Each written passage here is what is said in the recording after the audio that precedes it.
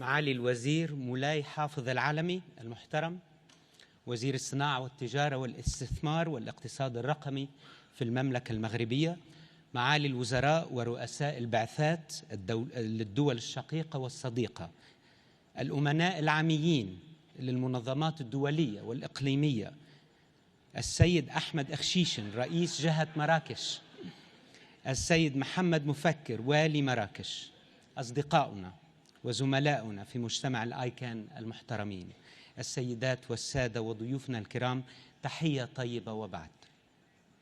أهلاً ومرحباً بكم جميعاً في اجتماع الآيكان 55 في مدينة مراكش الجميلة. اسمحوا لي في البداية أن أعبر عن خالص شكري وعظيم امتناني لصاحب الجلالة الملك محمد السادس ملك المملكة المغربية حفظه الله، وعلى رعايته السامية لاجتماع الآيكان رقم 55 هذا الأسبوع، والذي يعبر عن الأولويات العالية للمملكة المغربية في تنمية التقنية، وأخص بالذكر قطاع الاتصالات وتقنية المعلومات. وأنا سعيد جداً بأن أرحب بكم جميعاً في مراكش. كما نود أن نشكر جهتنا المضيفة معالي الوزير مولاي حافظ العلمي وزملائه الكرام، إضافة إلى شكرنا وامتناننا للسيد عز الدين المنتصر بالله مدير عام الوكالة الوطنية لتقنين المواصلات، إضافة إلى اللجنة المنظمة المحلية على الاستضافة الرائعة للاجتماع.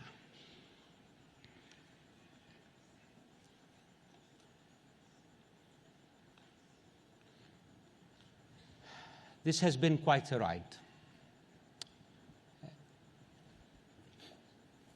And it's been a successful journey that we did together. I'm almost 4 years into this journey that you entrusted me to join you on. And I think success was really a product of our work together. For those of you who were with us in Prague in June 2012, I remember sharing with you that I really hope that as we work together, we build ICANN as an oasis, not as a fortress.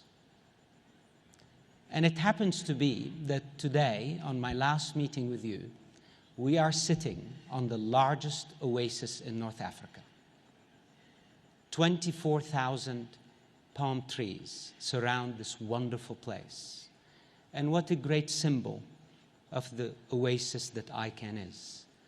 For my African colleagues can tell you that an oasis is open. It has no walls. It's welcoming. It's attractive. We want to go to an oasis. It gives us life. It gives us purpose. And here we are standing on a beautiful oasis today. Now, as I'm leaving you, I recall the poet Gibran Khalil Gibran, who said that the mountain is a lot clearer from the plain. So as I start stepping away and I look back at this community, I urge you to stand with me just for a moment and look at what we have. Because it's different. I just met, coming in this morning, an ambassador who is coming here for the first time, accompanying the minister from their country, and asking, what is this? It's different. What happens here? So let me tell you, Madam Ambassador, what you have here. What you have here is a group of people who volunteer their time to build a resource for everyone. And it's unique. There's nothing like it. The magic of this community is unmatched. And when you come in, it feels different. Well, how do you make decisions? What is this consensus thing? Bottom up, all these words we use because we live here. So like you, Madam Ambassador, I came to this community 4 years ago, and I asked the same questions. And the answer is just marvelous. It's a model we call multi-stakeholder, a not very pretty word, big word, complex word.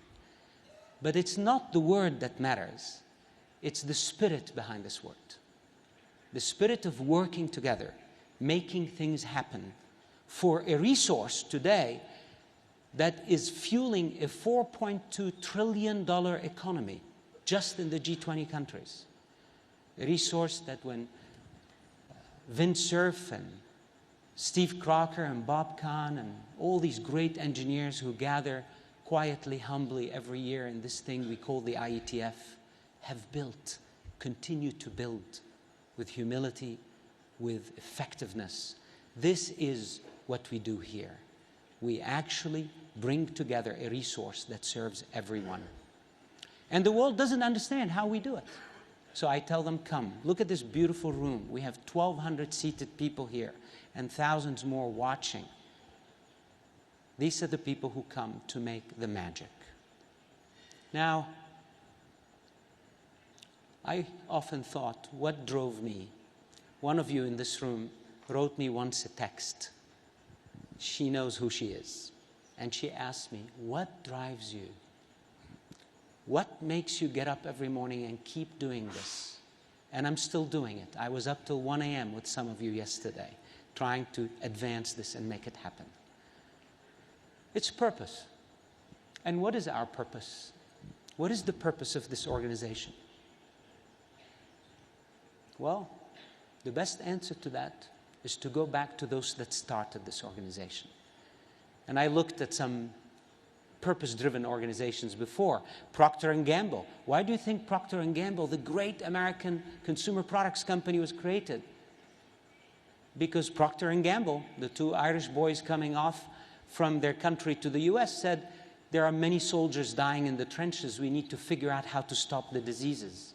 So they made soap. Their purpose was to save the boys. What is our purpose? Well, I came and learned with you that our purpose comes from within those who started this. And when I searched for it, the best picture I had for it is John Postel. John was driven by a purpose. I'm not going to tell you what it is, but you all know what it is. You taught me what it is. I shared with the staff in my parting meeting with them that when the war started in Lebanon, it was 1975. I was 13 years old. And my dad came home one day and he said to my mom, where's Fadi? And she said, oh, I don't know how to explain this to you, but the militias picked him up this afternoon to go learn to use weapons. And my dad went crazy. He said, I don't want that boy to use weapons. She said, we had no choice. They took him from the house. So he came and picked me from the camp and drove me up to the main highway between Beirut and Damascus. And he stopped the first lorry he found. He told him, take my son to Damascus and put him on a one-way plane to Geneva. Get him out of here. And I'm 13. My dad put me on this lorry, this truck, and I had no idea where I'm going. And I remember looking at my dad. And I said, where am I going? Where are you sending me? This is home. And he said, remember, go and remember what you believe in. What is your purpose? And I said, what is it? And the truck is leaving. And I'm asking him an existential question. I'm 13. And he said, I can't tell you. It's in you. It's in you.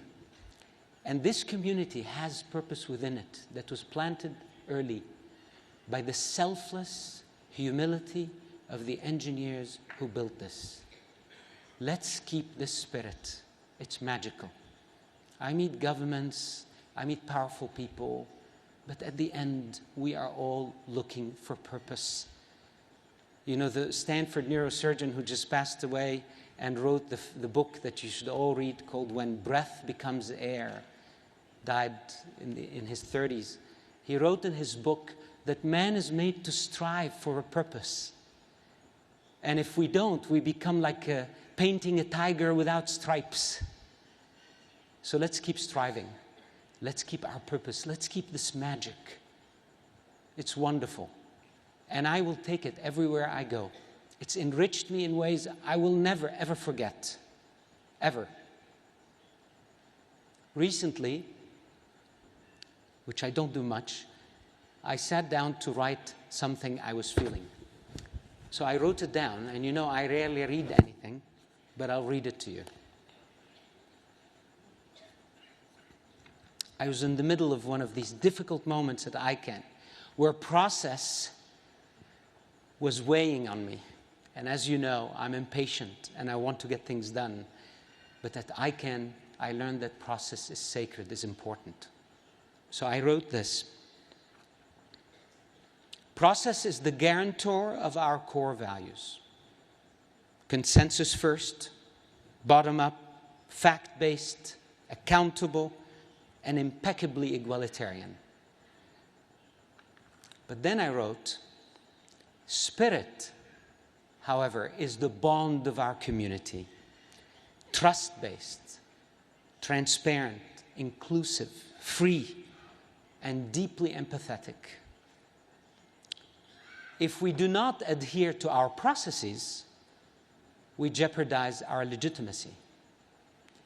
However, if we lose our spirit, we will fall apart and join the long list of institutions that prioritize procedural purity over our character and principles. So process is precious, but spirit is sacred. Balancing them wisely is the only assurance of our continued success and the soul of our impressive multi-stakeholder community. So with this, I bid you farewell. I will be the best cheerleader for you. I will still travel around the world and tell people that I touched this great community, that I had the privilege of working with you, of sensing the magic of this multi-stakeholder community. Thank you very much. Thank you for the opportunity. Bye-bye.